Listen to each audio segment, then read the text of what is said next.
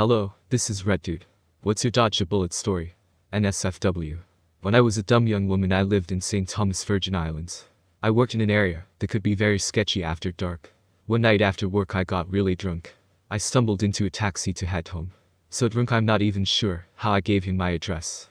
When we arrived I started digging in my pocket for cash to pay the taxi driver, and he reached over and said, No baby. I'm not a taxi. I just wanted to make sure you got home okay. Apparently I had just jumped into a random car. I will be forever grateful to this stranger, and much more careful in my after-work decisions. When I was 10, I had a friend who had a boys and girls club adult mentor. My friend invited me to come meet him, and I was immediately creeped out. The way the dude smiled at me still gives me nightmares. 2 days later, a local news story identified him as a child molester, and he had been molesting my friend for 2 years at that point. I will always trust my gut when it says get the fuck out of here. I was on my way to Taco Bell in the back of a friend's small truck. The cab was full, so I was in the bed. We passed by my apartment on the way and I chose to have him drop me off. It was a bit chilly in the open air back there. By the time I got into my apartment I had a snapshot from the driver. It was a picture of his totaled truck. While he was stopped at an intersection, a drunk driver approached from the opposite direction going 100 plus. The driver clipped a bus causing an abrupt stop, and his whole engine to rip out of his car, fly through the intersection, and into my friend's truck, where I had been riding unseatbelted moments before. None of my friends were injured. I think both the people in the other car died. Edit, to the dozens of people saying that my friends were only involved in the accident because of the deviation to drop me off. You are not wrong. But it still feels like I dodged a bullet. Furthermore, the route from point A to point Taco Bell went directly past my apartment on a low-speed residential street. The time it took for me to hop out of the back as they drove by added maybe 30 seconds to their journey. In a small, rural college town at night this may have made enough of a difference. But if we had been there earlier, maybe we would have been turning into the intersection and I'd have been broadsided by the flying engine instead of it hitting my friend's car head on. Who knows? I'm just happy to be alive and excited to see what today holds. I left the store, and it soon became obvious something was wrong with the car. I pulled into the Walmart parking lot I was by and yep, flat tire on the front left side. My rather pregnant wife and 3-year-old daughter get out. It was hot. Got out the crappy scissor jack that came with the car, and I was about to get started when my brother-in-law stopped to see if we needed anything, so I said maybe let them sit in your car while I changed the tire. I loosed the lug nuts, jacked the car up, pulled the lug nuts off, and tire is a little stuck. I lay down partially under the car to pull on the tire. The next thing I hear is my brother-in-law shouting look out, so I just roll away from the car, and the very next thing I hear is crunching metal. The crappy jack had snapped in half, dropping the car all the way to the ground where my arm shoulder had been like 1 second earlier. No damage done to me, but I had to walk the adrenaline rush off for a few minutes after that. Fortunately we had AAA, so they sent a guy to come fix it. The tow truck driver said he's seen those jacks snap a bunch of times. So if the only jack you have for your car is the crappy screw type jack, please buy a better one. Please. I do not expect to come that close to getting injured and not have anything happen twice in one lifetime. Edit, a lot of you have really good comments on safety, etc. I upvoted all of them. Part of the point I should have maybe made more clear is that with a pregnant wife and daughter with me, I was rushing to get things done. Rushing is always where I make mistakes and all that. In retrospect I should have handled it differently. But anyway, I did dodge the bullet in this case.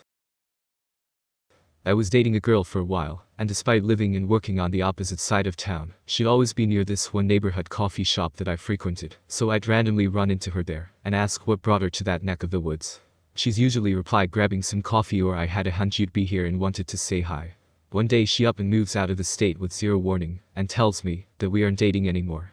I was confused, but it was casual so, well it sucked. I just thought oh she probably had some family emergency or something, and didn't want to tell me. A few weeks later on her Snapchat I see that she's just making absolute stacks in San Diego, and is always wearing the same uniform in these pictures. I was a bit confused, but didn't think much of it. I started dating this other chick who frequented the aforementioned coffee shop, and after a month or two of dating, the first chick comes back and starts hanging out with her bunch around the same neighborhood the coffee shop was in. A week later, both of them are moving to San Diego, and want me to come with them, live with them, and work where they work. Something just felt extremely fishy, so I said no, and off they went. Eventually a picture got posted with both of them in it, in front of a very strange, but very instantly familiar building. The HQ of the Church of Scientology. The reason the original chick was always in that neighborhood is because kitty corner from the coffee shop was the local chapter of the Church of Scientology. She got pretty ingrained in the church, and moved to San Diego to work for them, then came back to recruit gullible people to come back with her. And that's the story of how I lost 2 girlfriends to the Church of Scientology, and was none the wiser. Definitely glad I dodged that bullet. Me and my girlfriend at the time were traveling from New Zealand to my family back home in Sweden. We both decided to spend a bit more money to fly back to New Zealand through Paris instead of Amsterdam, just because we wanted to see the Eiffel Tower. It cost us maybe an extra $50 and we got to see it on the landing, and then take off, but never actually set foot in Paris proper, because we were poor students. When we landed in Auckland, New Zealand, jet lagged to shit, we turn on our phones and notice that we have about 50 missed calls from our travel agent, which was odd. When we call her, she sounds super relieved and out of breath. She tells us the flight she originally suggested to us, the one from Amsterdam to Kuala Lumpur, was shot down over Ukraine. My brain couldn't process that information at the time, but once I woke up the next day it hit me like a ton of bricks. $50 made the difference between seeing the big steel thingy that has so many photos of it, and being sent to Sweden in body bags piece by piece. Sometimes the absurdity of my existence comes over me, and this story always gives me goosebumps. One hell of a story to tell over beers, though. Proof. Edit. Clarification for some confused folks. We were traveling to Sweden for midsummer, sand sacrifices, so our itinerary was Auckland, a lot of stops Sweden, and on the way back we decided to go see the Eiffel Tower, so Sweden, Paris, a lot of stops Auckland.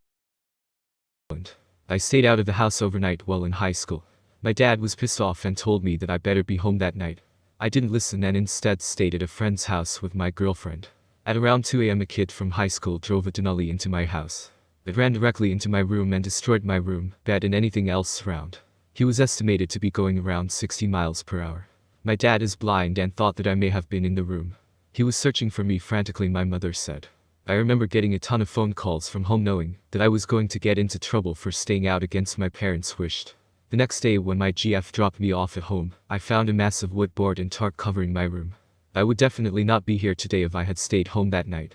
Best case scenario, I'd be a paraplegic. I guess sometimes it does pay to not listen to your parents. Thanks for listening. This was RedDoot. Have a great day.